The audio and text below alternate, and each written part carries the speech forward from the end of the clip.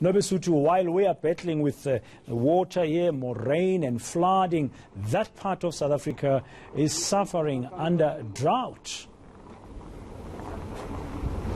Certainly, Braden, it has been reported that the Eastern Cape is hardest hit by the droughts, and as well as it's not only the farmers, it's also the communities that are in distraught of this. But just to give you a more background on one of the biggest provincial dams in the Eastern Cape, which is known as the Churchill Dam, it has been receiving low rainfall for over the last year, which has saw the month of June in 2017 recording only 2.5 millimeters of precipitation.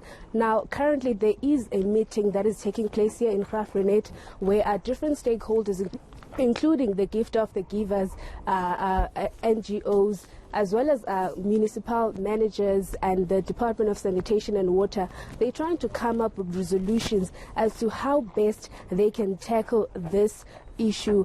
We know that at the moment about 40 water tanks have been provided to Graaff Reinet, as well as 40 that will be distributed to Adelaide and 10 that are expected to be in Makanda. But I'm just going to be speaking now to the MEC of Kokta, Mr. Xolisi Ngata. So obviously there is a meeting that is taking place. What are the solutions that you're planning to come up with when this meeting is done?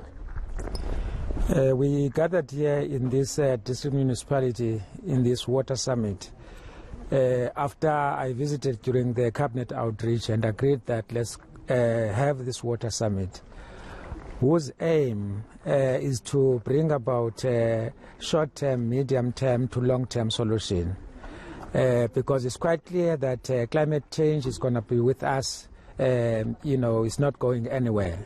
And therefore, it's important that we put in place measures to deal with the immediate challenges, to do water cutting, to drill boreholes, to ensure that we save lives for human beings, lives for livestock, to ensure that public institutions like schools, hospitals are able to function, by providing the service. That's why we are here.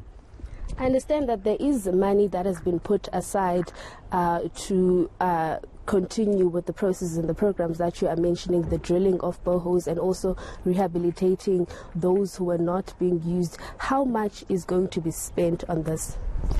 The total amount for the provincial government is 174 million. And 100 million has been allocated to our department, Kokta, of which 20 million of that is being transferred to the Department of Rural Development.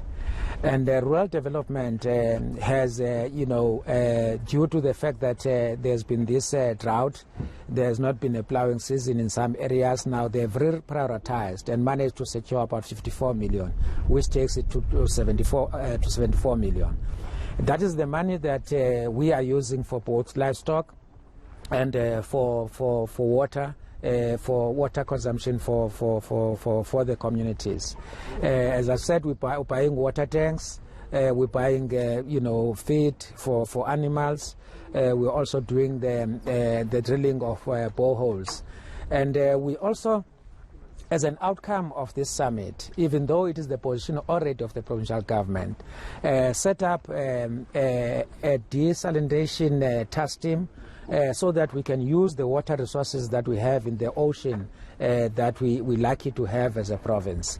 Just to ask, sorry for that, just to ask you, we know that in the Western Cape they did put up day zero where they had water restrictions in and around the surrounding areas of the Western Cape. Why did it take so long for the Eastern Cape to come up with these plans? Because I understand one cannot plan a drought, but obviously we've seen a decrease in the dams, but why did it take so long for the Eastern Cape government to act? We have acted by ensuring that there is an awareness campaign, how communities and how households, how business, they are able to conserve water.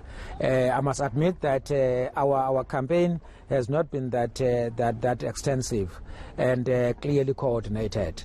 That is why now, in the context of the district development model, which ensures that the work of government is integrated as launched by the President. We're going to intensify this working together to ensure that we work together with the private sector and communities and government. All right, thank you very much. That was Mr. Xolisi Ngata, the MEC for Kokta in the Eastern Cape. They're saying that they do have plans that will assist with this immediate problem in the Eastern Cape. Back to you, Braden. Thank you very much, Nobisutu Hejana in Graaff Reinet.